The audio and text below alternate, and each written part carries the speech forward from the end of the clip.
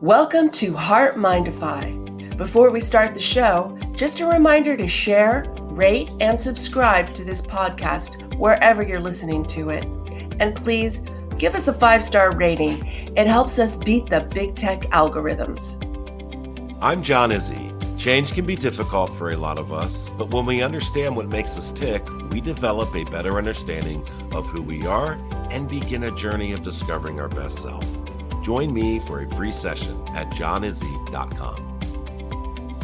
And I'm Kim Cordy, creator of the Emotion Chef Framework, an emotion management tool. Thoughts drive emotions, and emotions drive thoughts, but it's our emotions that drive our decisions and behaviors. Find out more at kimcordy.com. Sit back, relax, and enjoy the show.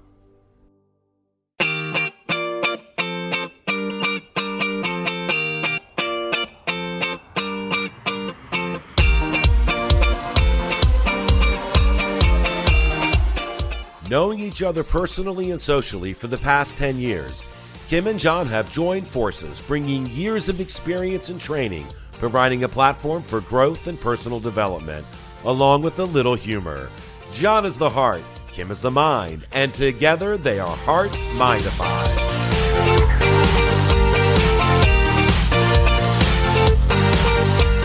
Well, hello, Kim. How are you doing? I'm okay. I know day, fantastic, but this has been a tough few days. The news has really gotten to me.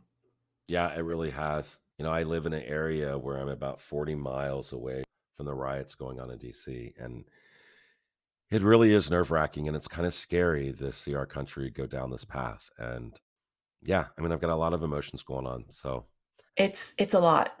It definitely is a lot.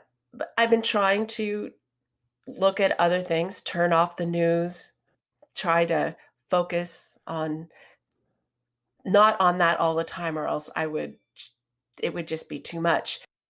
I have, though, noticed that we've gotten some good feedback, which we're so new, it makes me feel pretty good. yeah, that is nice to see.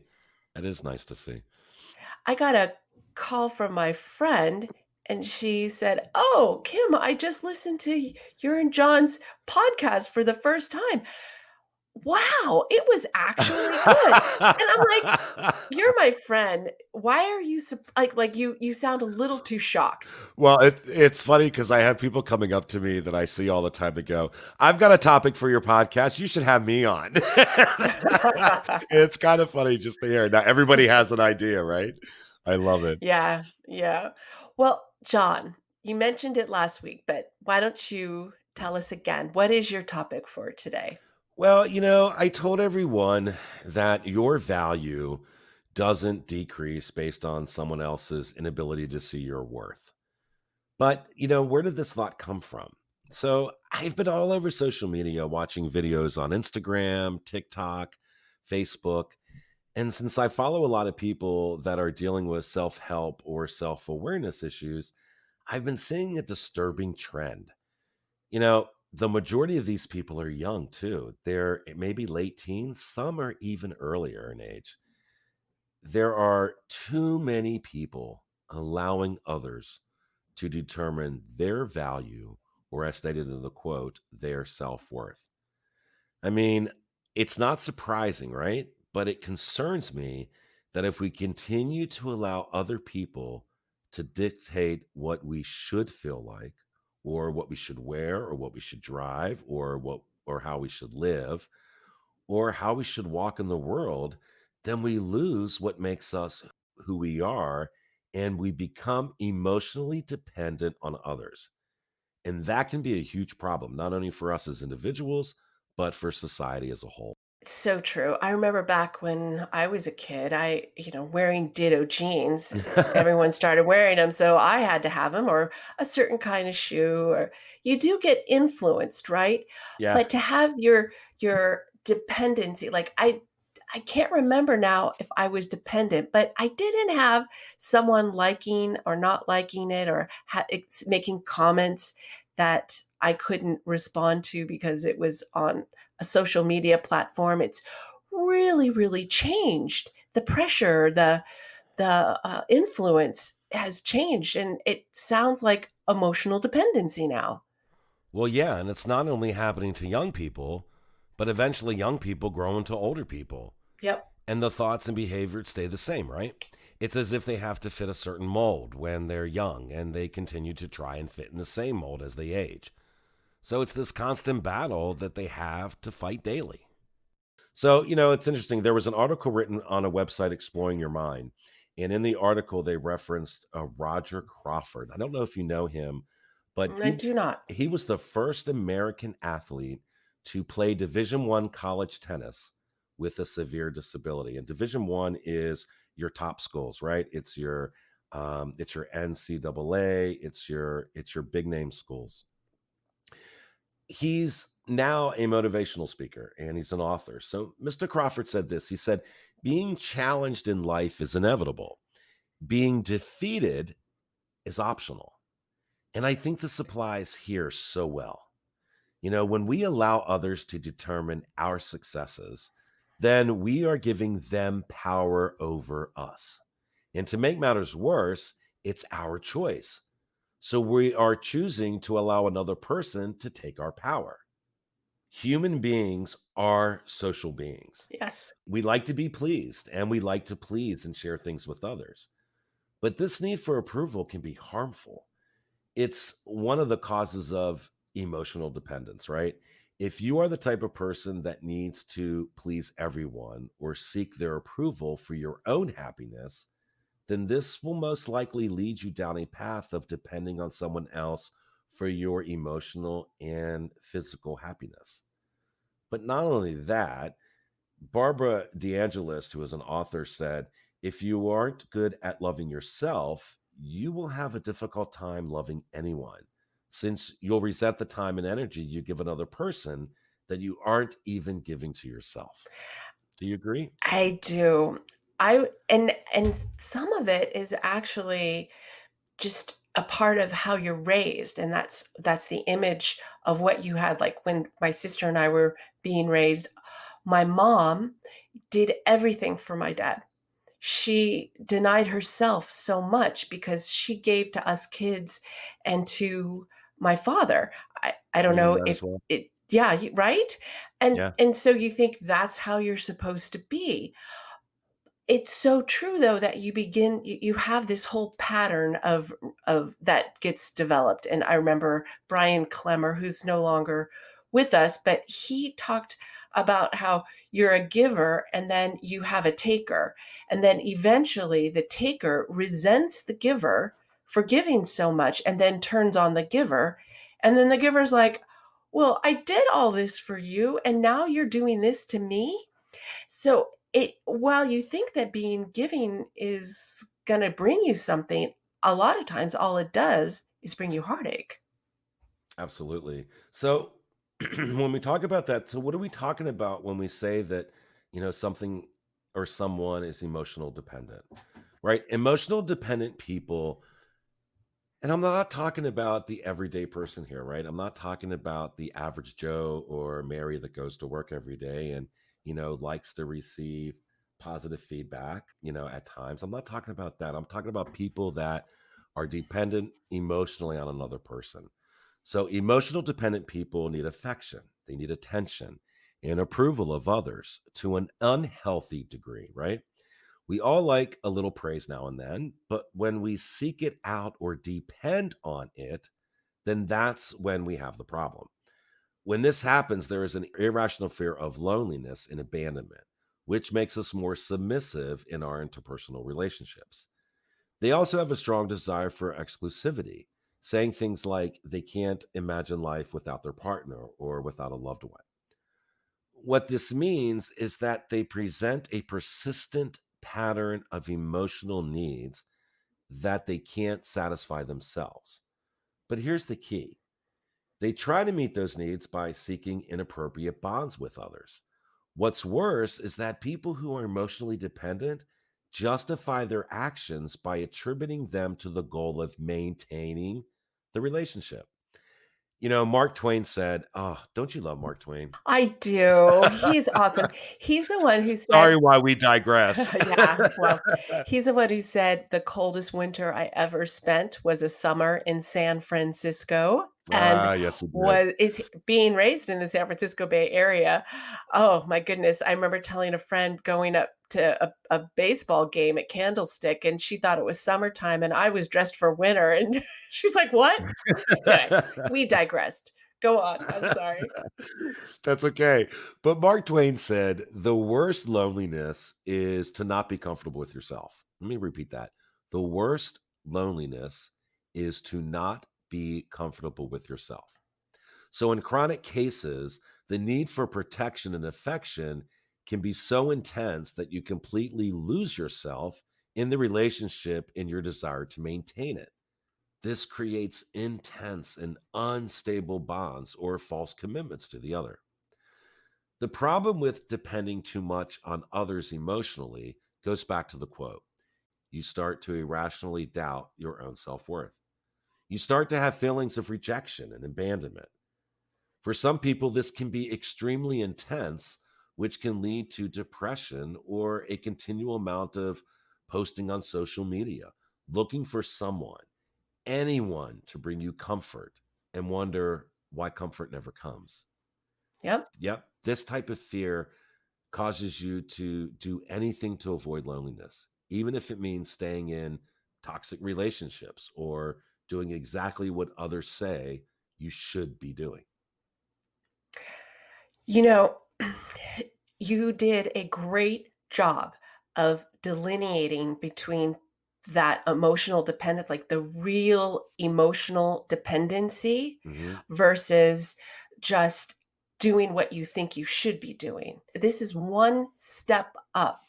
And when you talk about people doing what others say you should be doing, sometimes it's actually you inferring their wish as a command. Absolutely. You know what I mean? Yep. Like, just because he said, "Oh, I might wanna do that," or she said, "Hey, that looks fun," and then that's a command to have it done. Mhm. And it's not, it's just an idea. So thank you for clearing up that difference between your self-worth coming from someone else versus you're just being a pleaser just because that's your personality. I think I've got that right, correct? Yeah, I think you do. People that show that kind of behavior usually suffer from a low self-esteem, right?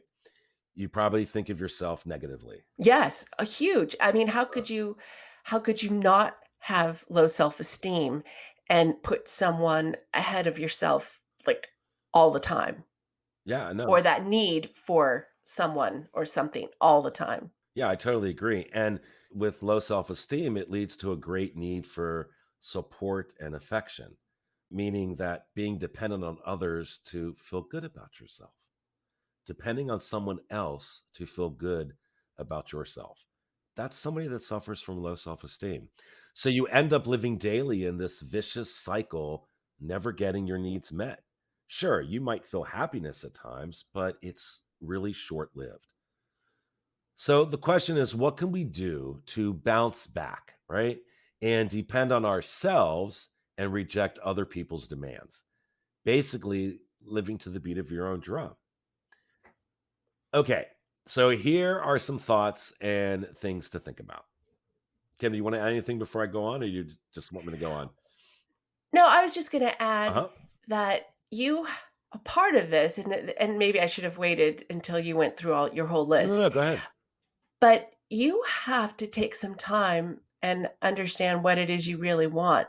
You Emotionally dependent people spend so much time subjugating their needs that they don't even know what they want or need anymore. That's Like right. they don't even take any time. So to me, it seems like that has to be key.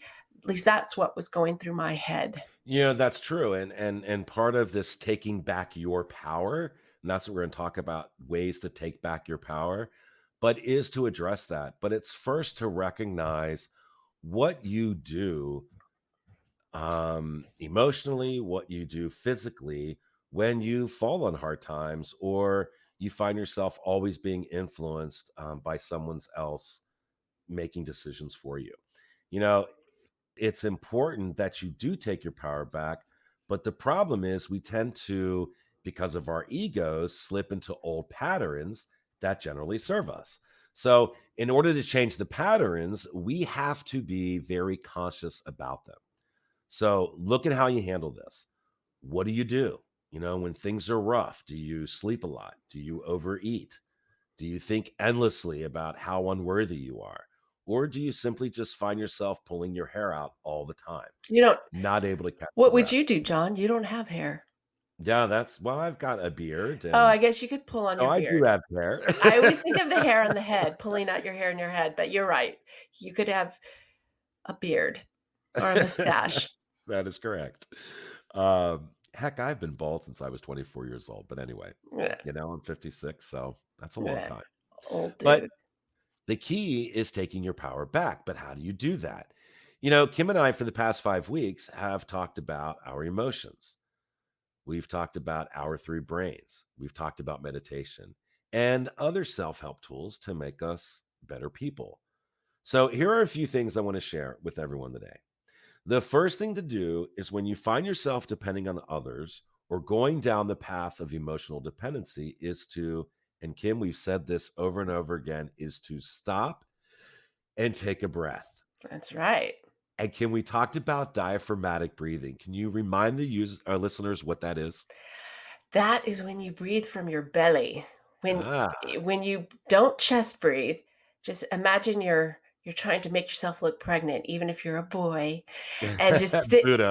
a little Buddha, and stick out from the lowest parts of your belly, beneath your belly button, and just push out and breathe from that diaphragm. And let's add to that by being heart focused when you breathe. You can do this driving down the road, right? You can Mhm. do this watching TV or anytime you wish. Just focus on breathing through your heart. Notice where you are breathing and where the pain is, right? Are you feeling pain in your head? Are you feeling it in your neck, in your stomach? Where in your body are you feeling the need to be emotionally dependent? Noticing and recognizing it is the first step in healing it. The other thing you can do is do something each day for yourself, something that makes you feel good, both physically and psychologically. It might take some effort in the beginning, but over time, you will start to foster positive feelings towards yourself without, and this is the key, without relying on others to bring you happiness. Look at your emotions. Kim has talked about this a lot. I've talked about this a lot. We talked about this going to emotionschef.com, taking your test on the three brains. What are you feeling in your heart? Is it sadness? Is it despair? Whatever the feeling is, recognize it and try to understand the meaning behind it. Your feelings are coming from thoughts. So thoughts drive emotions and emotions drive thoughts, but it's our emotions that drive our decisions and behaviors. So if you have thoughts that aren't true and they're driving this emotional state you're in, this is a need to question those thoughts. Are they true? And always ask yourself why you are feeling whatever it is you're feeling. Say it's sadness. Why are you feeling sadness? And follow up with, what steps can I take to feel happy again? Right? If you just land on the negative, then you're most likely going to stay in the negativity. Give yourself the freedom and give yourself options to feel happy again. That's key, because that gives hope. That gives you something to work toward, right? Yes. Oh, just one other comment. You and Hmm. I were taking a course that's the science of wellness. Yeah. And in it they talk about happiness. And people don't need a lot to be happy. The threshold they said for that, according to the studies, was like a certain dollar amount that wasn't very high. It was under Mhm. 100,000 a year. And the other things that we think are going to make us happy. So when you're thinking about happiness, don't make it be about things, because things don't bring you happiness, or all rich people would be happy, and they're not. Absolutely. And we know that's not true. Yeah. Another tool, Kim, I use every day is, before I get out of bed in the morning, I take a scan of my body. I know that sounds strange, guys, but I try to notice anything heavy weighing on my mind. And the reason why I do that is because by recognizing it and naming it, I'm taking the power back. I'm in control of it and it's no longer in control of me. The other thing is to do things that make you happy. Talk to positive people. I don't know, watch baby animals on YouTube. I Whatever know. it is that makes you happy, just do it. I know. I just look at my dogs, I know, right? So do I. right? I mean, people ask me, "What kind of dogs are those?" I say 100% cute because that's what they are. But the point is the little things. Maybe you listen to a comedian online or catch the final moments of the Stanley Cup or even the World Series or whatever it is that makes you happy. Do a little bit of that during the day. Yeah, find your passion. That's it. Yeah. The most important thing is to be grateful, right? Be grateful for even the smallest things. Celebrate the small wins in your life. If you depend on others to bring you happiness, then celebrate the things that you have done on your own that made you happy without them. Maybe you're struggling financially. I was just able to pay my mortgage after 2 months. Yay. I was really thankful for that and grateful for the penny that I actually have. So that was exciting for me and that can be exciting for, you guys as well. You earned it. You earned it on your own. So that should be celebrated. Maybe you got a promotion at work or bought a new car or even more simple, maybe you just get the joy out of volunteering in a soup kitchen. Kim, you're volunteering at a COVID clinic, aren't you? Yes, Or a drive-up testing center? it's a testing site, so people have to drive up, and I'm not even near the medical aspect of it. I applaud those people who in the heat stand in all of that gear and test people who are sitting in a car. It's amazing what they do. All I do is make sure people have their information and their driver's license, and we give them their packet, but it brings me a lot of joy. It gives me a sense of purpose because I'm there.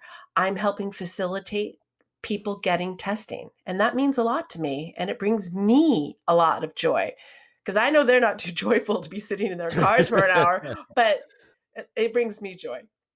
That's it. And whatever it is, you'll begin to realize that this true happiness comes from within, right? It's internal. Yes. And it eventually you won't have to rely on other people to bring it to you. And the power of that, right? Yeah, exactly. Yes. Very powerful. Extremely powerful. And by practicing a little bit of these during the day or during the week, you'll begin to see the change happening without you even being aware of that the change is going on. Here are some other things you can do. Engage in good self-care. We've talked about this before. Get into nature, exercise a little bit. Nobody's asking you to run a marathon, but take 10 minutes, go to your watch, look at 10 minutes, walk for 10 minutes, turn around, walk back the same direction, and you just exercised for 20 minutes. Something very easy any of us can do. Eat well, change a little bit of the things. If you're feeling sluggish after your meal, take something heavy away. Choose relaxing activities. Everybody's got 5 minutes they can relax.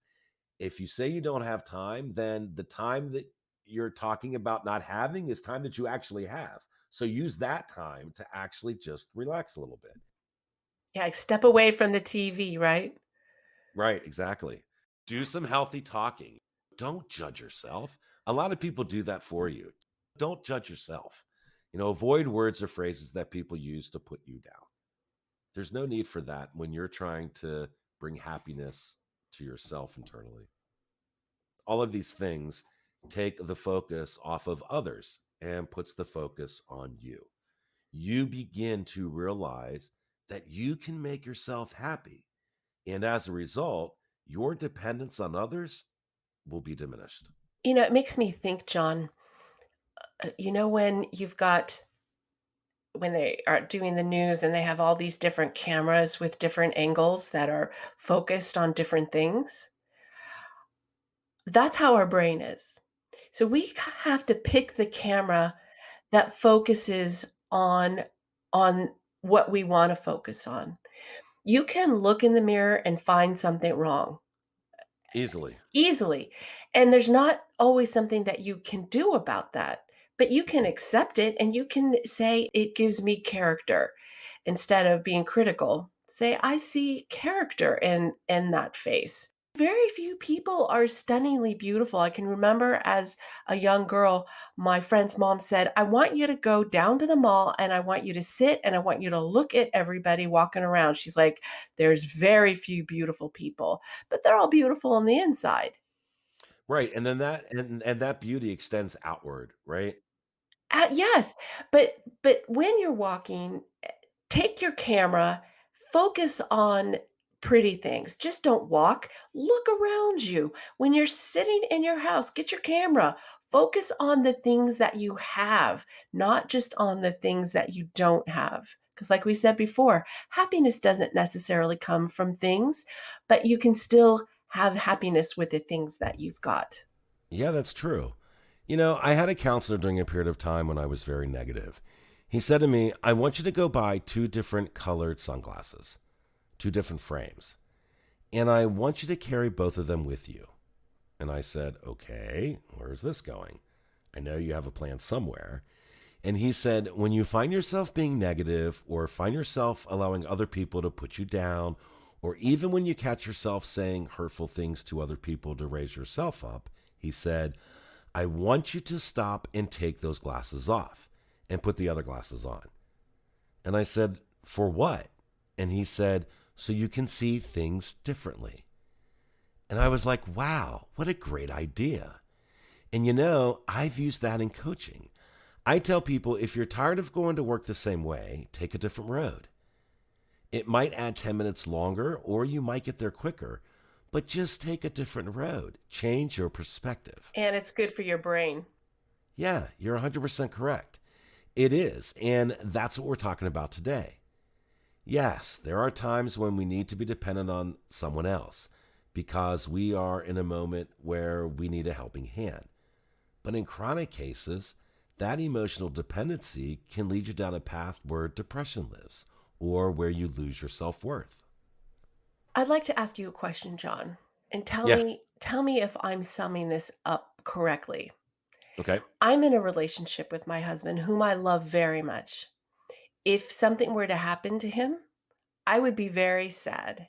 I Mhm. I can't imagine my life without him, but if something happened to him, I can move on. If you're emotionally dependent, the difference is that you would have to go find someone else to be dependent on if you lost someone because you don't know how to be on your own. Kim, you just summed it up 100%. We all go through grief when we lose someone close to us. But if you never get through the grief and continue to seek solace in someone else, that can lead to emotional dependence. And the way to move beyond that is to try some of the things we talked about today. Because those tools or similar ones will help you find the happiness within and not rely on what you might think is happiness through someone else. Well, thanks, John. I think you picked a good topic and it's very relevant, I think, for a lot of people. I agree.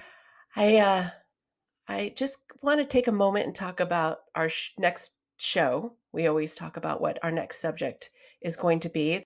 I find it almost impossible to not talk about the turmoil that is ravaging the country.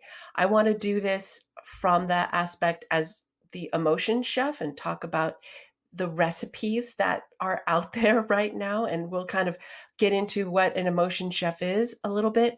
And John, I want you to weigh in, please. I want this to be a more of a collaborative show about your perspective as a personal development coach, but also as someone who has received bias because of your lifestyle. Yeah, I agree. It's something that I cannot not talk about, right? Though it's important, I think, for people to realize this is going to be our personal beliefs. We are not going to give our opinions on the platform on which the Democrats or Republicans are standing. No. This is how I get through the day in light of all the chaos and living close to an area that has been hit hard with the struggles right now. I live about 50 miles from Washington, D.C., and it's very concerning, to say the least. No matter what you believe, you are still affected by this. If you feel there is no racism, then you find yourself defending your position when these horrific incidents happen. And if you believe that racism exists, you are directly impacted by the actions of others, and you find the need to have your voice heard. It hits everybody on different levels, from the young to the elderly. You know, Kim, I was listening to the news this morning, and they were asking this elderly woman what it feels like. They asked her if it reminded her of the 60s during the Martin Luther King era and the civil rights unrest, and she said no. This reminds me of a time way before that. Today's unrest puts things into perspective in a profound way that this is a centuries old problem, not just an issue for today. And it needs to stop. It just needs to stop. Well, it goes way beyond a couple of centuries. And we'll talk about that next week. Sounds good. Sounds really good. So, thank you, John, very much, and I wish you a great rest of your week. Yes, thanks. And you too, Kim. And thank our listeners. Thank you guys so much for Yep, joining us every week, your opening your days to us for at least 30 minutes. And we really appreciate that. So everyone have a great week, and we will talk to you next Saturday. Kim, have a good week. you too. Thanks, everyone. Bye-bye. Bye-bye.